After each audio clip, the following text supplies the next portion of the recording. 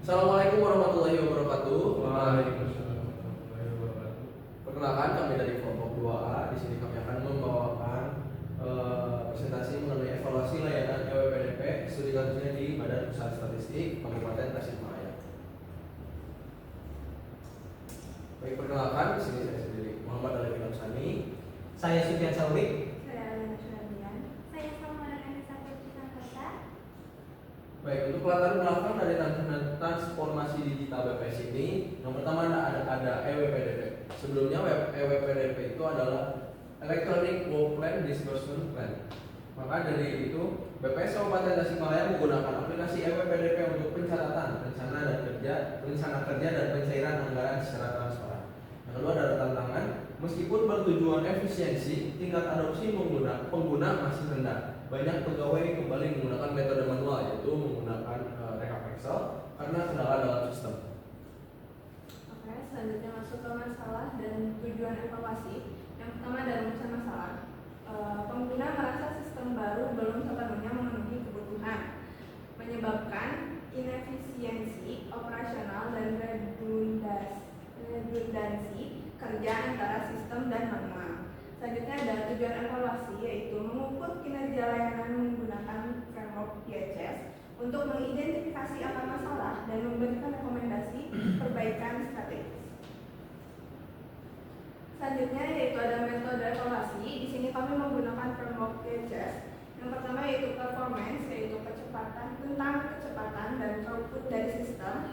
Selanjutnya ada information tentang akurasi dan relevansi dari data output.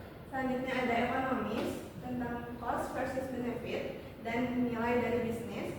Selanjutnya ada kontrol, yaitu tentang keamanan dan integritas data. Selanjutnya ada efisiensi, yaitu tentang kemudahan dan kecepatan alur kerja. Selanjutnya ada service, yaitu tentang dukungan teknis dan kepuasan dari user. Oke, selanjutnya ada metodologi, masih tentang metodologi penelitian. Di sini kita mengumpulkan data dengan studi pustaka, melakukan kuesioner dengan menggunakan skala Likert dari 1 sampai 5 dan melakukan wawancara mendalam. Selanjutnya responden dari kuesioner tersebut terdapat 14 pegawai dari EWPDP. Selanjutnya ada analisis. Di sini kita melakukan analisis deskriptif kuantitatif dan gap analis, membandingkan kondisi as is dengan to be. Lalu instrumen, uji validitas dan reliabilitas menunjukkan instrumen valid dan sangat reliable, yaitu Cronberg alpha lebih besar dari 0,9. Oke, selanjutnya ada hasil evaluasi keseluruhan, yang dimana secara umum kinerja EWPDP dinilai sangat memuaskan oleh pengguna. Namun, analisis lebih dalam menunjukkan adanya kesenjangan atau gap pada aspek tertentu. Predikat di sini menunjukkan 4,41 yang artinya sangat baik.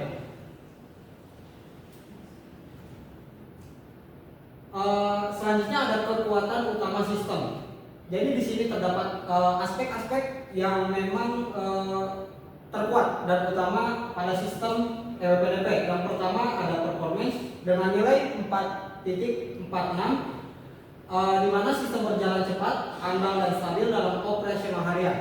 Selanjutnya ada economics dengan nilai 4,46, yang dimana memberikan manfaat atau benefit yang sebanding dengan upaya penggunaan. Selanjutnya ada control dengan nilai 4,43 dengan mekanisme kontrol dan keamanan data dinilai sangat baik.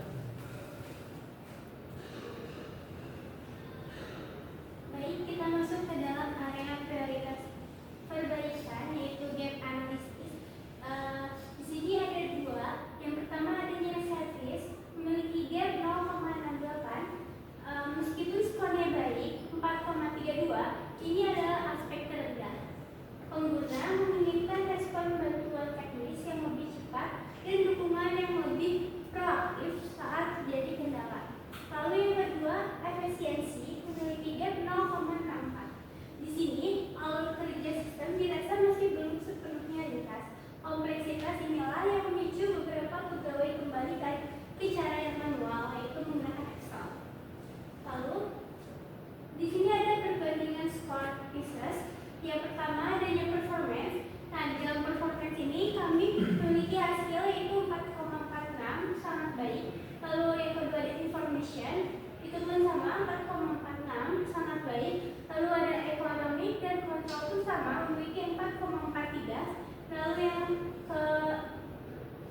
kelima defisiensi yaitu 4,36 dan terakhir yang terendah yaitu servis yaitu 4,32.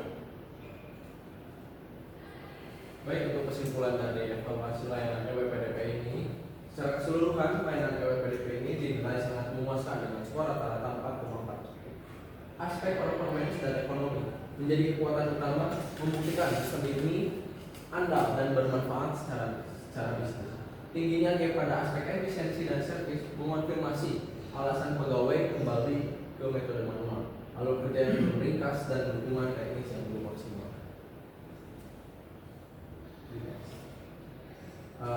Sekian presentasi dari kelompok kami. Apakah ada yang ditanyakan dari audiens? Boleh, silakan. Izin bertanya, apakah dalam pencarian data atau penyebaran kuesioner ditemukan kendala? Apabila ditemukan, bagaimana teman-teman menghadapi kendala yang terjadi?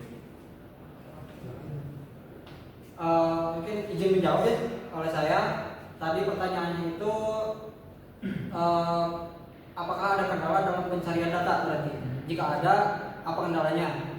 Oke, sebenarnya ketika pencarian data kita itu sempat mengalami kesulitannya ketika menyebar kuesioner dan tidak diisi kuesionernya secara online. Nah, sebab itu kita mengambil tindakan dengan menyebarkan kuesioner secara manual atau enggak kertas gitu, lembaran kertas kita datang ke sana lalu disebarkan langsung gitu caranya. Oke, sekian. Sudah terjawab. Oke, terima kasih. Bertanya. Mungkin dari beberapa framework IT yang ada, kenapa sih kalian memilih framework IHS? Boleh. Mungkin izin menjawab, mengapa sih kita mengambil framework TSS daripada framework yang lain? Dikarenakan kami dikasih tahu oleh BPS-nya ternyata aplikasi ini tuh adalah aplikasi terbaru, masih di tahun ini mereka rilisnya. Dan kita pun mencari tahu framework apa sih yang cocok untuk aplikasi ini. Ternyata ada yaitu framework Pieces. Framework Pieces ini adalah framework khusus untuk mengevaluasi aplikasi atau web yang baru. Seperti itu. Oke, kami dirasa cukup. Sekian presentasi dari kami. Dari kelompok 2A mengucapkan terima kasih dan wassalamualaikum warahmatullahi wabarakatuh. Waalaikumsalam.